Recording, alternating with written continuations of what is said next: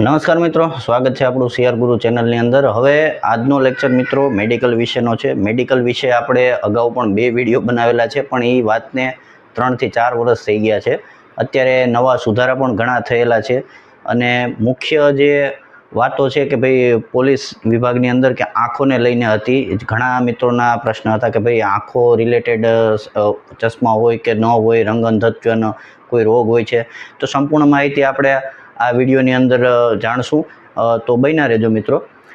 હવે ફર્સ્ટ છે કે પોલીસ મેડિકલ પીએસઆઈની અંદર પણ થતું હોય છે। એએસઆઈ, પીએસઆઈ અને કોન્સ્ટેબલ એસઆરપીમાં હોય કે જેલમાં હોય, મેડિકલ બધાને સેમ જ રહેતું હોય છે।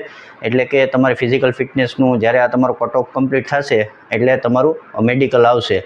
તો મેડિકલમાં પ્રથમ કઈ રીતનું હોય છે કે ભાઈ તમે જે જિલ્લાની અંદર સિલેક્ટ થયા હોય કે જે યુનિટની અંદર કે જે જેલની અંદર જે જગ્યાએ તમારું સિલેક્શન થયું હોય તો એ જિલ્લાની જે મુખ્ય સિવિલ હોસ્પિટલ હોય છે તો ત્યાં તમારું મેડિકલ રહેતું હોય છે। મેડિકલમાં એ લોકો સાથે આવતા હોય છે, મીન્સ કે જે જગ્યાએ તમારું પોસ્ટિંગ થયું હોય, સપોઝ આપણે ગણીએ કે રાજકોટ સિટીની અંદર તમારું પોસ્ટિંગ થયું હોય તો રાજકોટ સિવિલમાં તમારું મેડિકલ રહેતું હોય છે। તો એ મેડિકલમાં શું શું હોય છે તો એ આપણે અહીં વિગતવાર આપણે જોશું। તો ફર્સ્ટ હોય છે આપણે મેડિકલની અંદર તો બ્લડ ટેસ્ટ હોય છે આપણું, જે નોર્મલ આપણું બ્લડ ટેસ્ટ લેતા હોય છે તો એમાં હિમોગ્લોબિનનું ને બધું ચેક થતું હોય છે। સેકન્ડ છે આપણું યુરિન ટેસ્ટ, તો જે આપણો પેશાબનો ટેસ્ટ થતો હોય છે તો એ યુરિન ટેસ્ટ કરતા હોય છે તો એમાં શુગરની માત્રાને એ જાણતા હોય છે। મીન્સ કે તમે જે સમયે તમારું મેડિકલ હોય તો 1-2 દિવસ થોડીક ધ્યાન રાખવાની હોય ને સવારે ભૂખ્યા પેટે જવાનું હોય એટલે આપણી શુગરની માત્રા થોડી ઓછી આવે। પછી છે આપણું બીપી, બ્લડ પ્રેશર આપણું ચેક કરતા હોય છે। પછી હાઇટ, વેઇટ અને ચેસ્ટ, એ તમારું જે સમયે પીઈટી થયું હોય છે, આપણે દોડ પાસ કરો ત્યારે હાઇટ, વેઇટ, ચેસ્ટ એ કર્યું જ હોય છે, પણ અહીંયા આપણે જ્યારે મેડિકલમાં તમે જાઓ ત્યાં પણ હાઇટ, વેઇટ ત્યાં ચેક કરતા હોય છે। પછી આંખોનું છે તો આંખોનું આખું વિસ્તારથી છે આપણે તો એનું છેલ્લે આપણે જોઈ લેશું।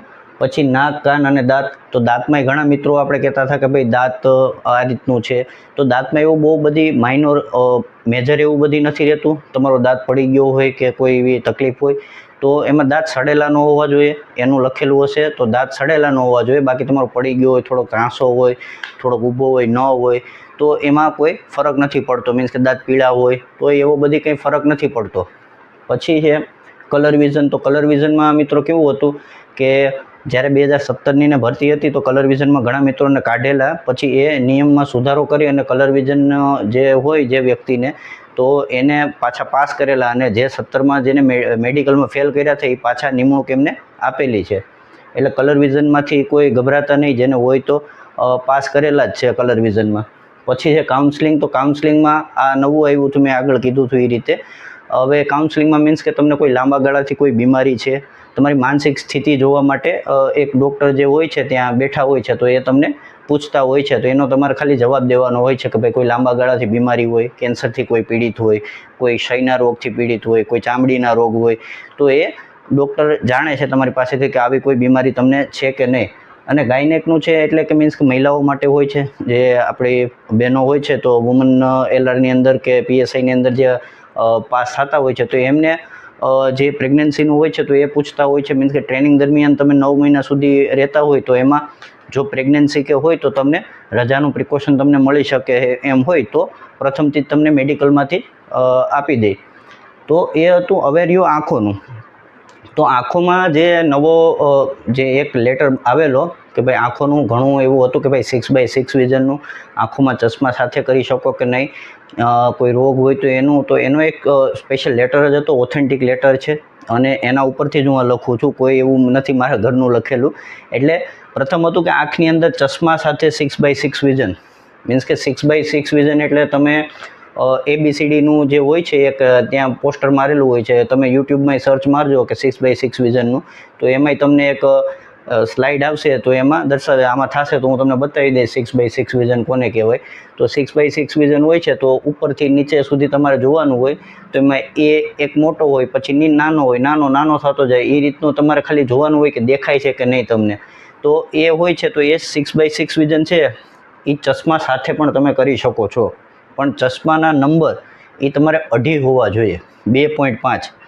આ ઓથેન્ટિક માહિતી છે, એવું નથી કે હું મારા ઘરની કહું છું, ઓથેન્ટિક માહિતી છે। મીન્સ કે ચશ્મા સાથે તમે 6x6 વિઝન તમારું હોવું જોઈએ અને ચશ્માના નંબર 2.5 નંબર સુધી હોવા જોઈએ. પછી એના નંબર વધારે હોય તો એ પછી ત્યાં મેડિકલ ઓફિસર ઉપર અને એના ઉપર છે ડિપેન્ડ કે એ તમને પાસ કરવા કે ફેલ કરવા. પછી છે રંગનદત્વ, જે આપણે કીધું એ કલર વિઝનનું એ નીકળી ગયું છે. પછી છે પડદાના રોગો, કીકીના રોગો અને એમ્બ્લાયોપિયા, આ એક આંખના કંઈક રોગ છે. તો આ જે જેટલા રોગ છે એ તમારે ટેમ્પરરી હોવા જોઈએ. મીન્સ કે મેં જે તમને કીધું પડદાના રોગ, કીકીના રોગ અને એમ્બ્લાયોપિયા છે, તો એ આંખના જે અમુક રોગ છે તો એ રોગો છે એ તમને ટેમ્પરરી હોવા જોઈએ. અને ખાસ એમાં લખેલું છે કે ભાઈ દૈનિક કામગીરીમાં વાંધો આવે તેમ ન હોય. મીન્સ કે આ વસ્તુ જો તમારી સાથે હોય, તમને 2.5 નંબર હોય, ચશ્મા હોય તમને, પછી આંખમાં તમારે મીન્સ કે કીકીનો કોઈ રોગ હોય, કાં પછી કોઈ પડદાનો કોઈ રોગ હોય અને એ ટેમ્પરરી હોય, મીન્સ કે એમાં સુધારો આવી અને તમને 1-2 વર્ષમાં પાછું સારું થઈ શકે એમ હોય, એટલે ડૉક્ટરની માહિતી પ્રમાણે. તો અને દૈનિક કામગીરીમાં તમને કોઈ પ્રકારનો વાંધો ન હોય તો તમે ફિટ છો.